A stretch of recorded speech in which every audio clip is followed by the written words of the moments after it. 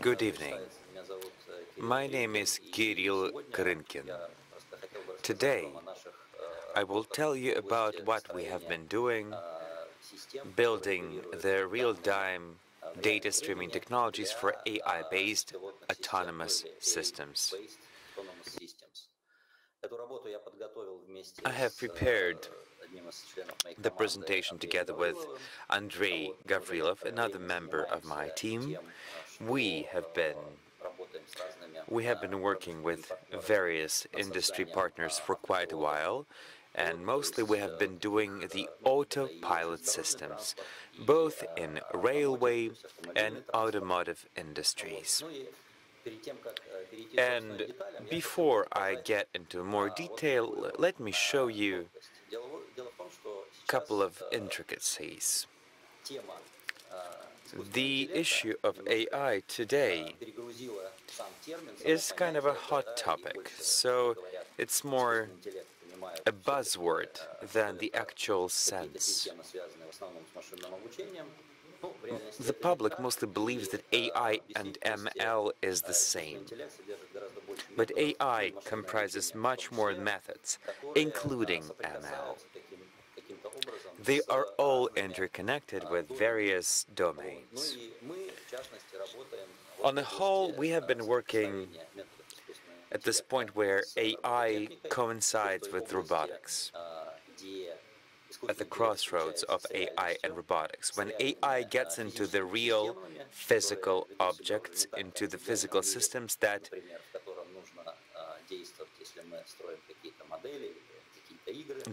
work in the real world, not like some models or games.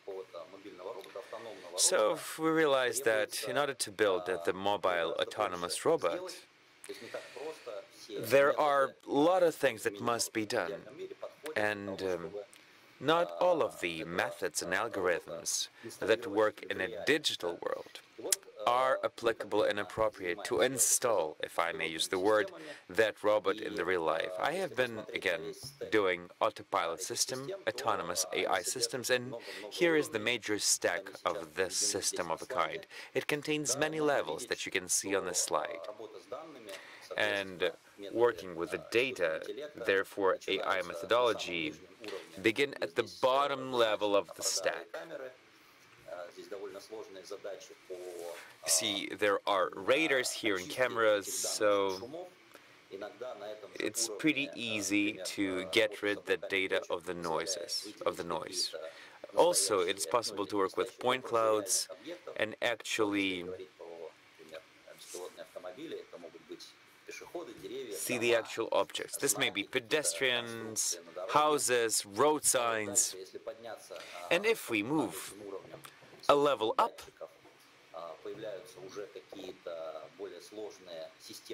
there are systematic things that are targeted at integrating various computational parts and sensors so that it would be possible to solve tasks like localization, like processing and measurement in order to build the map.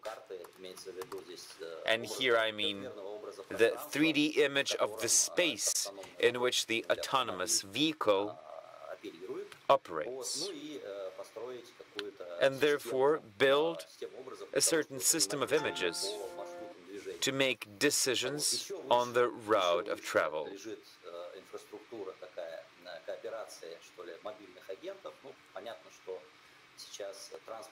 Also, the interoperation of mobile agents also matters, because now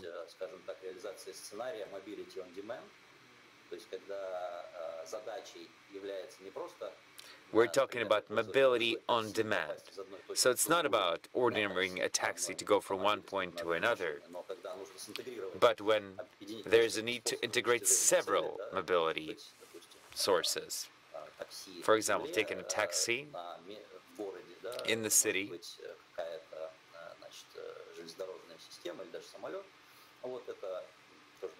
that can be a plane, also a train, coordination of multiple agents.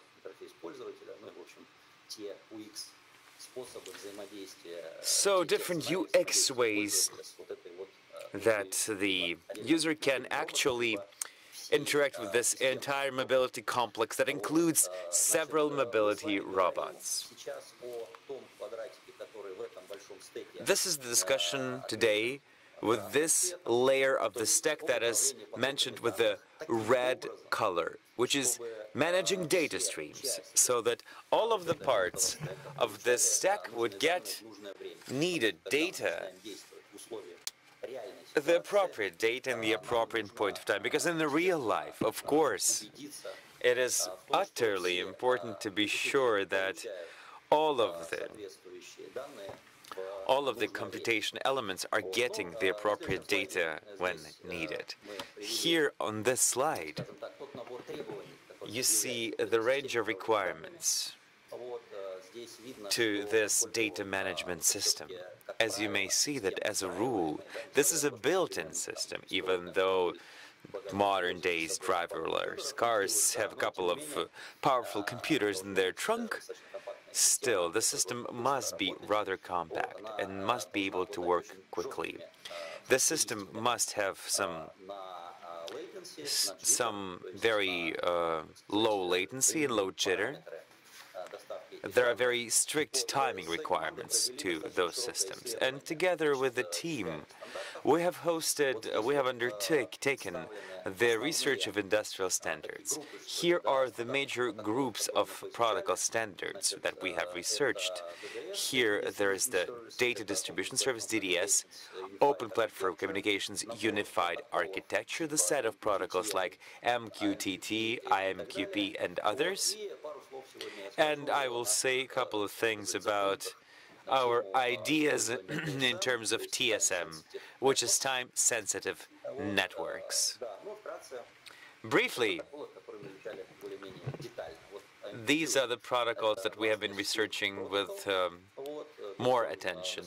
AMPQ, Advanced Message Queuing Protocol, platform agnostic, pretty quick.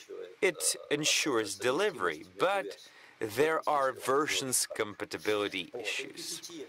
MQTT is much more interesting because it introduces the notion of QS, quality of service, when we can assign different criteria or parameters of delivery. For example, if the system can process some LiDAR data, it is possible to guarantee that the imagery will be processed on time to actually drive the driverless car or train. This protocol is also interesting because it's really lightweight, it's compact, and it can be easily built into smaller solutions. Another set of standards is Data Distribution Services. This is the class that defines many frameworks working specifically in automotive. Here are well-known frameworks like AutoSAR or ROS2. These are popular frameworks for mobile robots. This set of standards is based upon publish subscribe. So when there is a stream of data and there are receivers of data that can consume it. Taking a look at the set of standards, we can see that these standards, on the one hand, minimize the resources that are used to transmit the data. On the other hand, they broaden the quality of service model. So, de facto, in the future, and today even, the system built on DDS will be an infrastructure to build mobile robots. In addition,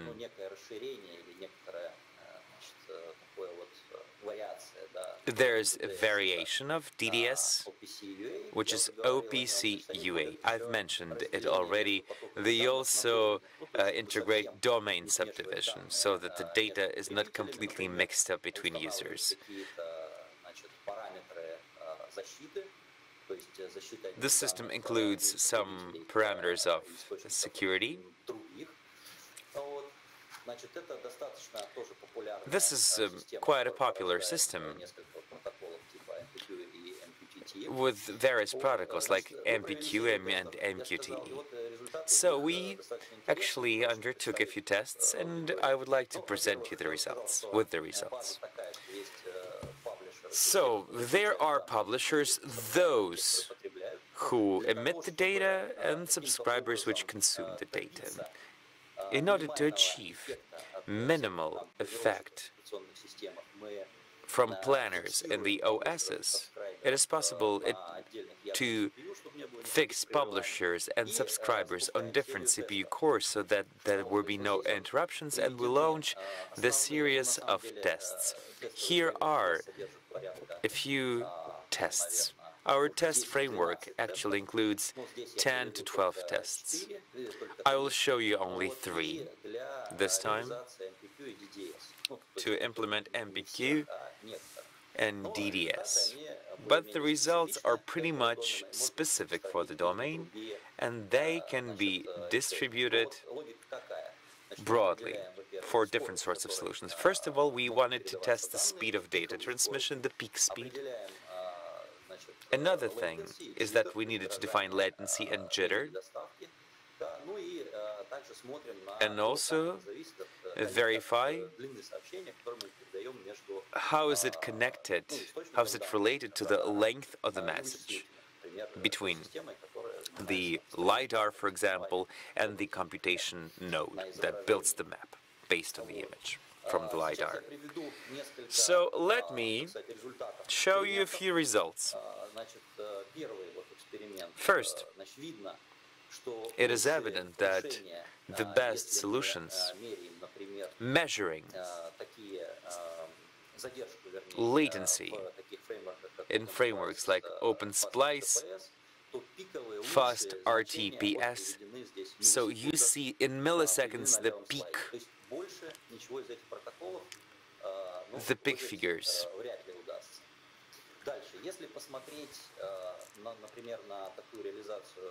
Taking a look at the other implementation, RabbitMQ,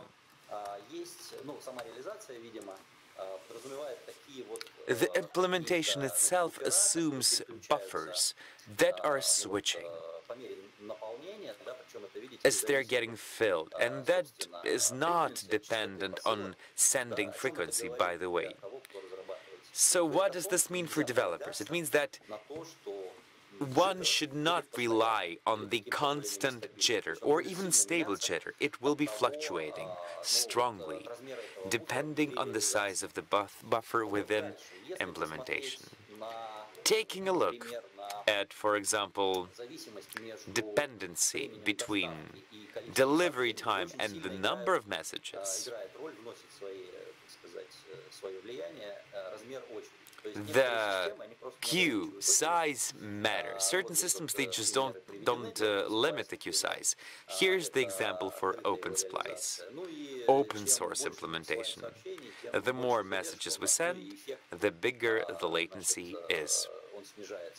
And of course the effect is decreasing. So manually it is necessary to regulate the parameter of package sending, do something so that the queue is not overflowed.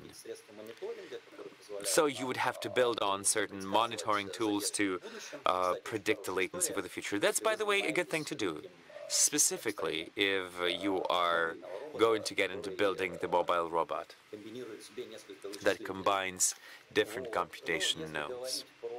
Speaking about fast FTPS, we don't have thresholds like that, but the average speed is not that great. And comparing the last test, when we have been changing the number of messages for example, RabbitMQ, we see here RabbitMQ, OpenSplice, and fast RTPS. You see that OpenSplice and RabbitMQ are quite stable. They don't allow us to assign QS, but it is possible to rely on RabbitMQ and OpenSplice. But, for example, faster TPS, with faster TPS, it is evident that the time is just jumping starkly as the buffer is overfilled. So here's a conclusion. I'd like to say that for the time being, there's no some common platform or even approach or showcases even that combine different protocols to give a unanimous answer to the question of what should be the structure of the data streams protocol management for an autonomous system. But comparing the implementations based on our parameters, it is evident that DDS is probably the most promising implementation. And it's a set of standards more than anything else. And certain DDS implementations assume zero-copy strategy, so this sort of organization of working with data assumes minimization of exorbitant copying of the data in the RAM. Another promising component is TSN, time-sensitive network, the new standard that allows on a hardware level to install time slots within which the data of a certain type will be moving. So software shows us that on a level of software we cannot build a reliable system for an autonomous robot, but using TSN it is possible to do. Unfortunately, there are no open source, not so many open source TSN implementations, and not all of the routers use it, but DDS plus TSN is the future.